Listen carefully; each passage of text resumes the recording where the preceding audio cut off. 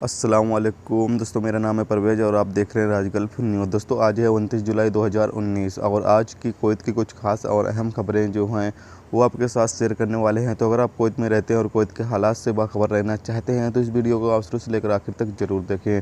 दोस्तों वीडियो पसंद आए तो लाइक ज़रूर करें। जो भी दोस्त मेरी वीडियो को लाइक करते हैं उन सभी का बहुत बहुत शुक्रिया दोस्तों। और आप सभी से कहना चाहते हैं कि आप मुझे इंस्टाग्राम, फेसबुक और व्हाट्सएप पे फॉलो कर सकते हैं। लिंक आपको नीचे डिस्क्रिप्शन में मिल जाएगा, वहां से आप मुझे फॉलो कर सकते हैं। दोस्तों आज की पहली खबर ये है कि कुवैत के मौसम डिपार्टमेंट के सरबराह डरार अली का कहना है कि सोमवार 29 जुलाई को कुवैत में तापमान 50 डिग्री सेल्सियस तक पहुंचने की उम्मीद है। अल सियासा रिपोर्ट के मुताबिक उन्होंने कहा है कि हवा उत्तर की ओर से चलेगी और जुमेरात को 50 किलोमीटर फी घंटा तक हवा की जो स्पीड है वो पहुंच सकती है। अल अली ने कुवैती शहरियों और गैर मुल्कियों से कहा है कि ऐसे आलम में एहतियात ज़रूर बरतें और ऐसे आलम में जब हवा तेज़ हो तो कोई ज़रूरी काम हो तो ही आप बाहर निकलें। अगर काम ना हो तो आप बाहर बिना वजह ना जाएं, क्योंकि ऐसे आलम में आपको मुश्किलों का सामना करना पड़ सकता है आपको। दोस्तों अगली खबर ये है कि कुवैत डोमेस्टिक वर्करों की तलाश के बाद रेसिडेंसी मामलों के जनरल डिपार्टमेंट को फर्जी लेबर ऑफिसों के जरिए उनकी जानकारी के बिना शहरियों के नाम के तहत स्पॉन्सर किया जाता है और लोगों ने कहा कि इस हादसे से निपटना चाहिए। अल-कसाब रिपोर्ट के मुताबिक जालसाजी के मुद्दे पर तेज़ी से कार्रवाई की ज़रूरत है, क्योंकि खुफिया जरिए तहकीकात में अजीब जानकारी सामने आई है। कुछ डोमेस्टिक वर्कर ऑफिस जिन्हें हाल ही में बंद कर दिया गया था, जो धोखाधड़ी की सरगर्मियों को अंजाम देते हुए पाए गए थे। तहकीकात से पता चला है कि कुछ डोमेस्टिक लेबर ऑफिस कुवैती के नाम पर एक डोमेस्टिक वर्कर को स्पॉन्सर कर रहे थे, जो कि इसकी जानकारी नहीं थी। तहकीकात में कुछ ऐसे ऑफिसों का पता चला है कि जो डोमेस्टिक लेबर डिपार्टमेंट के साथ इंदराज नहीं है, यानी कि उनके पास लाइसेंस नहीं है। ये धोखेबाज कुछ मामलों में एक ख़ानदान को नौकरानी को सौंपने के बाद कीमत हासिल करते हैं और ज़्यादातर मामलों में वो नौकरानी के साथ पिछला अरेंजमेंट करते हैं और उसे उस ख़ानदान से बेचने के लिए बातचीत करते हैं और फिर दूसरे ख़ानदान के लिए नौकरानी की पेशकश करते हैं।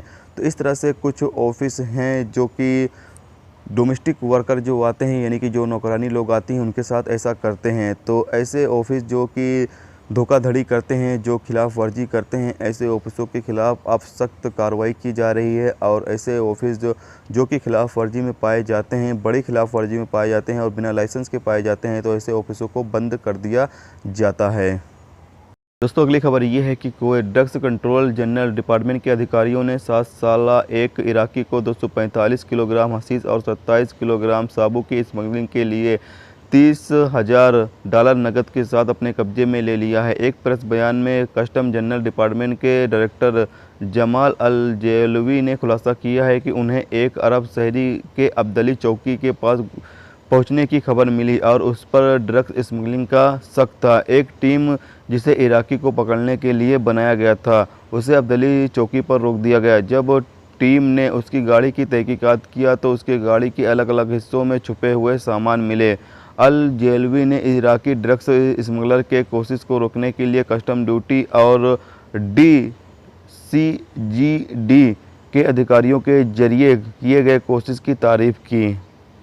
दोस्तों अगली खबर यह है कि कुवैत 1984 में जन्मे एक इंडियन शहरी के बारे में कहा जाता है कि उसने जलेब अल सुवैक में अपने अपार्टमेंट के अंदर फांसी लगाकर अपनी ज़िंदगी को ख़त्म कर ली। अल राय रिपोर्ट के मुताबिक दैनिक बिना तफसीलात में जाने के बिना सिक्योरिटी अधिकारियों ने खुदकुशी के मकसद के लिए एक तहकीकात खोली है। जब पैरामेडिक्स और पुलिस मौके पर पहुंचे तो उन्होंने देखा कि इंडियन शहरी की लाश उसके गले में रस्सी से लटकी हुई थी।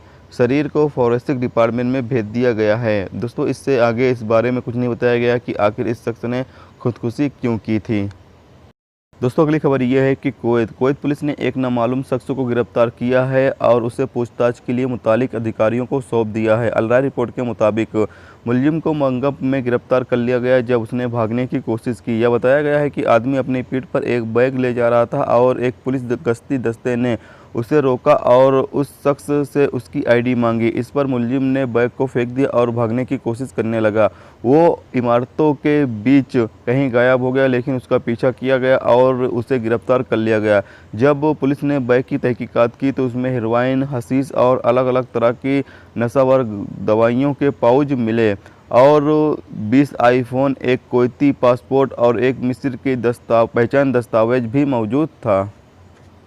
दोस्तों अगली खबर यह है कि एक कुवैती शहरी को 3 साल की कैद की सज़ा और 3000 कुवैती दिनार का जुर्माना किया गया है, क्योंकि उसने एक कुवैती खातून की पर्सनल फ़ोटो सोशल मीडिया पर वायरल करने की धमकी दे रहा था और उसे बदनाम करने और उससे पैसे निकालने की कोशिश कर रहा था।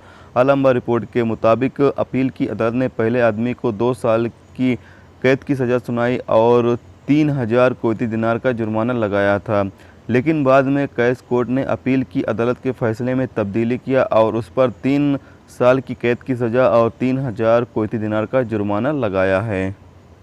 दोस्तों अगली खबर यह है कि कुवैत पुलिस को एक नामालूम चोर की तलाश है, जो मुबीना तौर से एक बांग्लादेशी ठेकेदार की कार में घुस गया और 6500 कुवैती दिनार चुरा लिया। अल राय रिपोर्ट के मुताबिक बांग्लादेशी ने पुलिस को बताया है कि उसने अपनी कार वफरा में पार्क की और अपने वर्करों को चेक करने के लिए गया, जो इलाके में एक प्रोजेक्ट पर काम कर रहे थे। जब वो कार में लौटा तो उसने ज़मीन पर पैसे और खिड़की के कांच के टुकड़े देखे और उसका निजी सामान गायब था। पुलिस उस चोर के खिलाफ कार्रवाई कर रही है।